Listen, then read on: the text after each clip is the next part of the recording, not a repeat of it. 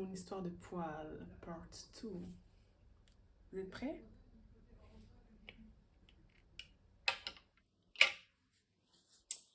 Donc, je rentre à l'université, à l'IUT, et là, je ne sais pas exactement à quel moment, mais je sais que je suis trop focus sur les poils, notamment sur le bas du visage, et je sais que je commence à les torturer. Il y a eu l'étape décoloration, que j'ai abandonnée, mais qui a quand même été un moment que je ne peux pas oublier parce que je pense que j'ai acheté deux trois produits de décoloration des poils pour notamment ceux des joues. Et donc, on passe vraiment à la pince à épiler. Je ne sais pas exactement quand est-ce que ça commence, mais voilà, ça commence par une épilation d'environ une fois par semaine, 20 minutes. Bon, il ne doit pas avoir trop de poils. Je ne sais même pas s'il y a des poils ou si c'est juste du duvet ou si juste je suis complexée. Mais en tout cas, je sais que je commence à m'épiler vers 18 ans, 18 ans et demi.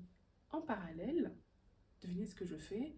Eh bien, je suis entre guillemets une femme, vous avez compris ce que je veux dire. Et du coup, je me rends au planning familial parce que je me dis, ben, fais les choses bien, prends la pilule. Et effectivement, je prends la pilule, en tout cas, le planning familial me donne la pilule, une boîte d'un mois.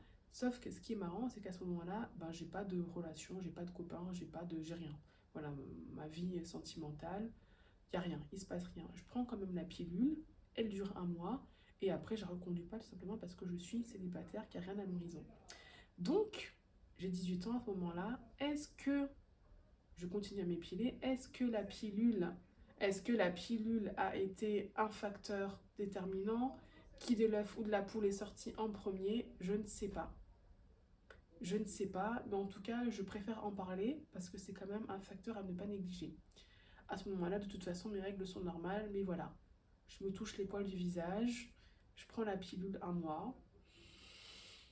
Voilà.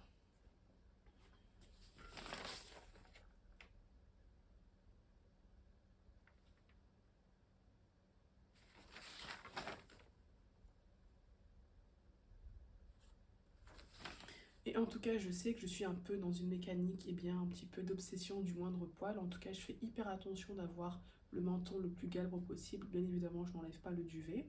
Mais voilà, je traque le moindre poil, je fais attention. Je veux absolument pas être vue comme une fille à barbe. Voilà, les poils, je sais pas, c'est devenu ma hantise. Est-ce que j'avais un terrain à prédisposition? Est-ce que c'est cette fixette que j'ai eue depuis mes 9 ans qui a été finalement une espèce de boomerang ou plus t'es focalisé sur quelque chose, plus cette chose-là, bah, entre guillemets, elle te veut pas de bien? Je sais pas.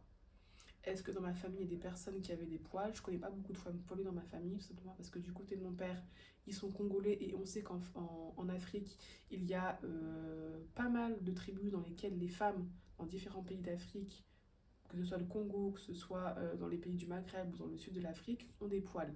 Sauf que mon père, ils sont quasiment que des mecs. J'ai deux tantes et je sais, il me semble qu'il y en a une qui a des poils, mais elle n'a pas de la barbe. Elle doit avoir deux, trois poils disgracieux, donc je ne sais pas. Et du côté de ma mère, il n'y a pas de pilosité particulière chez les femmes. Elle n'a pas de poils au menton, ma mère, donc je ne sais pas du tout. Ma mère est antillaise.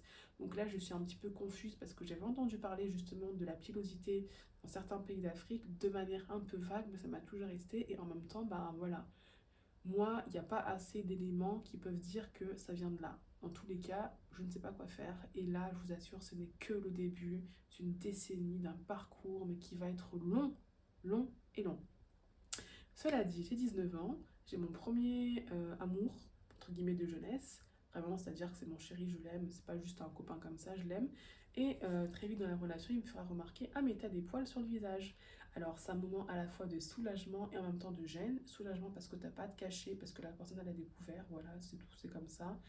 Et ça enlève un petit poids, on va pas se mentir, et en même temps ben, de gêne, de honte, tu te dis oh là là, punaise, pourquoi je passe, est-ce que je suis vraiment une femme, etc. Puis il y a toujours ce truc de pointer le défaut qui te fait te sentir mal, même si la personne n'est pas mauvaise. En tout cas, ça m'a pas empêché d'être avec lui, ça l'a pas empêché de m'aimer, etc. Même si on n'a pas fini ensemble, ça n'a pas empêché d'avoir des relations. Voilà, avoir des poils, je sais pas, pour vous les autres filles, moi ça m'a pas empêché d'avoir une vie sociale, d'avoir des travails, d'avoir des jobs, de sortir, d'avoir des prétendants, d'avoir des copains, etc. Ça n'a pas été un frein. Mais par contre, pour soi, pour l'image de soi, c'est pas facile. Et là commence la période de l'expérimentation. Donc je commence à rechercher sur internet comment se débarrasser des poils.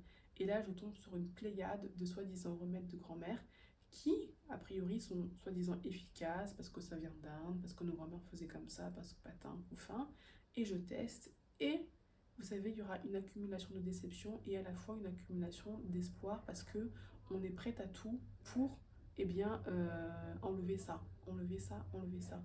Le poil,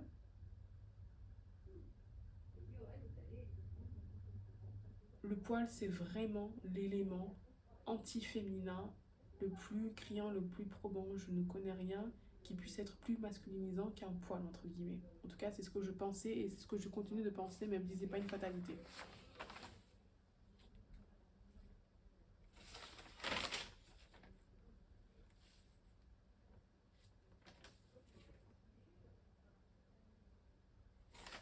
Donc je teste plein de recettes de grand-mère, la fameuse crème au curcuma, en tout cas la pâte au curcuma, qui est censée affiner les poils et les faire enlever. Le bicarbonate de soude, j'en ai acheté des kilos, en tout cas des grammes. L'huile de souchet, qu'est-ce qu'on n'a pas fait? L'épilation. Alors l'épilation, ça c'était le truc aussi, que des fois quand tu enlèves ton poil et que tu vois le bulbe blanc, t'as l'impression que enfin t'as trouvé la solution, que t'as enlevé à la racine, mais pas du tout en fait. Pas du tout, pas du tout. Donc là, c'est toujours une déception. Mais bon, c'est très bizarre, c'est un mélange d'espoir et de déception. Tu tombes aussi sur des produits qui ont l'air bizarres, comme la bave de fourmi. J'ai toujours trouvé ça un petit peu trop, voilà, un petit peu trop gros pour être vrai, donc je l'ai jamais tenté. Il y a les fameux produits Asorel qui sont réputés pour être anti-poils sur le visage, mais qui n'ont jamais fonctionné. Quand je vous dis jamais, ce n'est jamais. Donc voilà, c'est toute une sorte pendant des années, hein. Là, je vous parle. Tout ça se passe pendant des années. Donc tu testes les produits parce que tu te dis que tu n'as rien à perdre et en même temps, ben, les déceptions, elles sont dures parce que finalement, tu ne comprends pas ce qui se passe. Et ça, c'est surtout ça, les échecs qui sont le plus difficiles à gérer.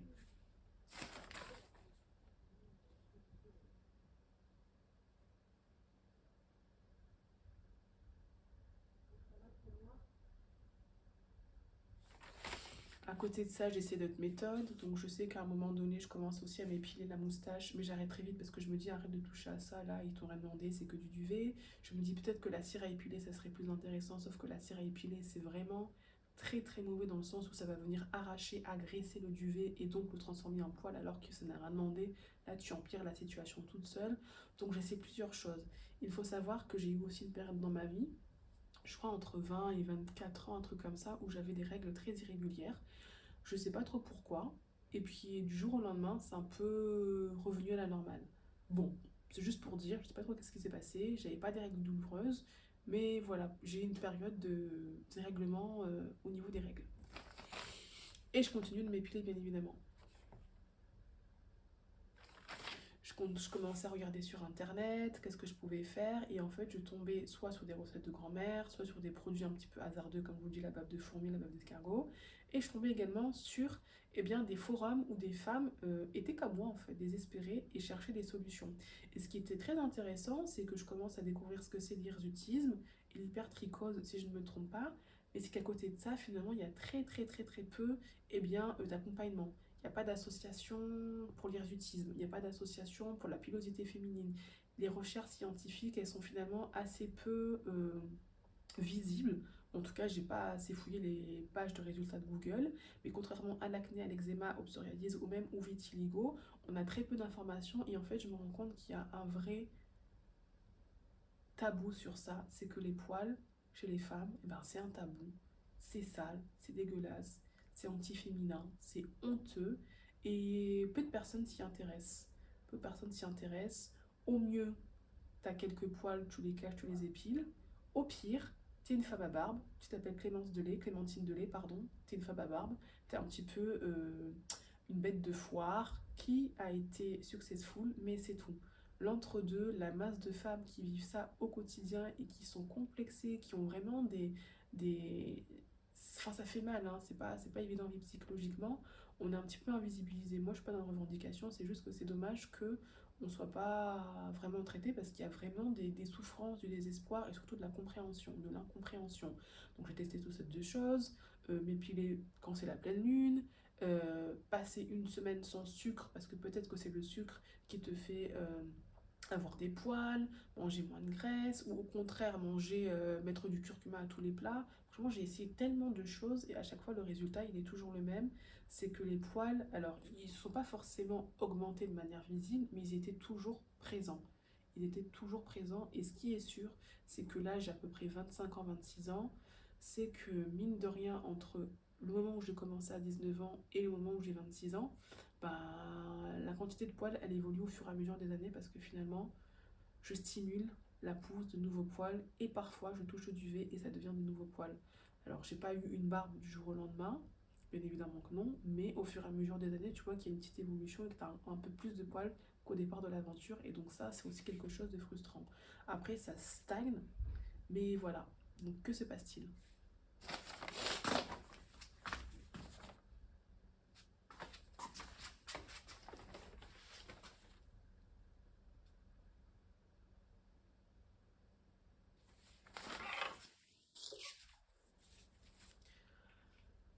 Comme je vous le disais, oui j'ai envie de mettre mes lunettes, comme je vous le disais, ça ne va pas empêcher d'avoir une vie sociale, mais par contre il faut savoir que ça peut vraiment avoir des impacts.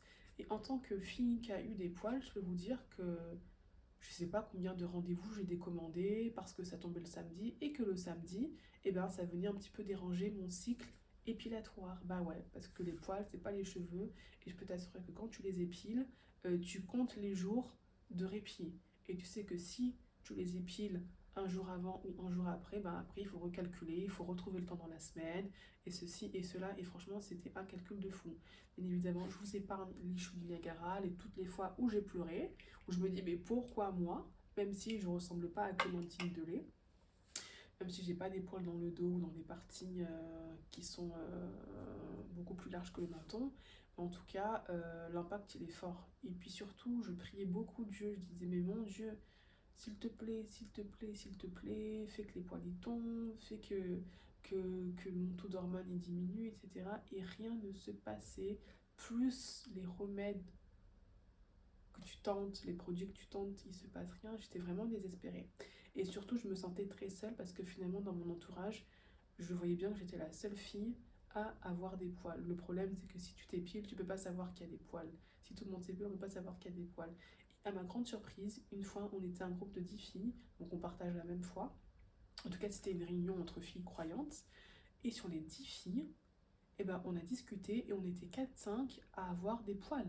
Quand je vous dis avoir des poils, je te parle pas d'avoir 3 poils sur le genou, je te parle d'avoir des poils au visage. Alors à des degrés différents, il y en avait une notamment qui avait la pommade indienne. Et en fait, moi, ça m'a fait un choc dans le bon sens du terme. Je me dis, mais je ne suis pas seule. Certes, ça ne règle pas le problème, mais ça permet de te soulager, de te dire que, attends, t'es pas seule, il y a d'autres personnes qui partagent ça, donc forcément, là, c'est pas des nanas sur internet, donc on doit être beaucoup plus nombreuses. Peut-être que j'ai trouvé des solutions. J'ai pas trouvé de solution, les filles elles n'avaient pas d'autre solution, il y en a qui géraient ça avec la pince à épiler, qui semblaient sans, voilà, ne pas trop y prêter attention parce qu'elles n'avaient pas trop de poils, il y en a d'autres pour qui c'était un grand complexe, etc. Mais je me suis dit, je ne suis pas seule, mais que faire?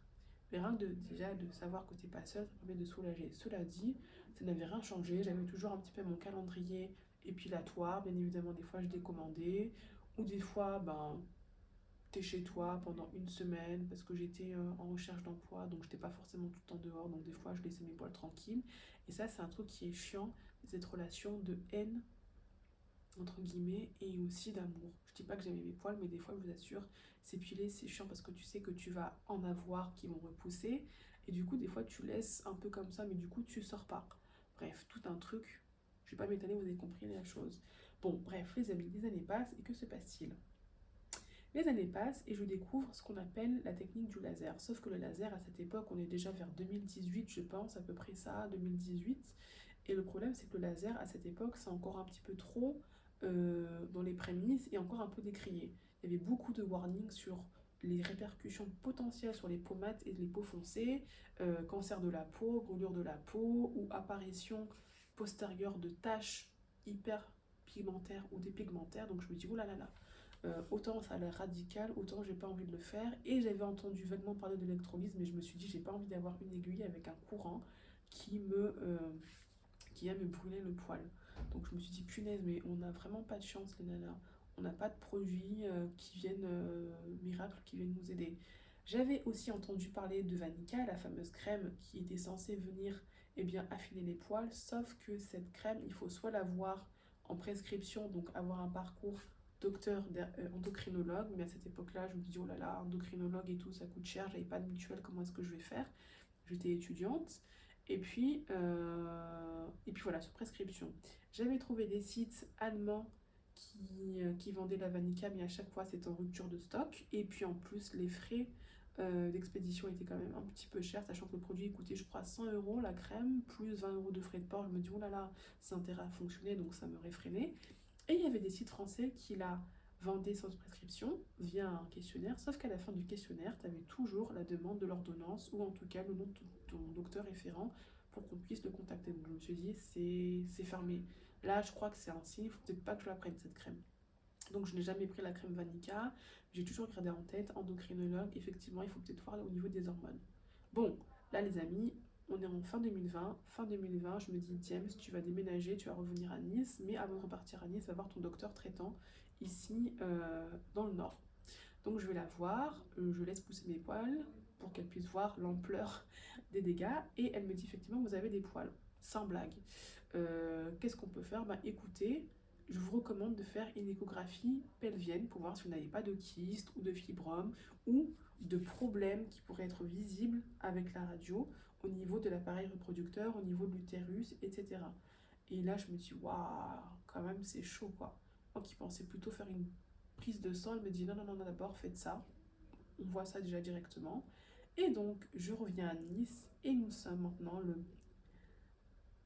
en février 2021, sachant qu'il y a eu le Covid, et ça a son importance. Et à votre avis, quel a été le résultat de l'échographie? Le verdict est sans appel.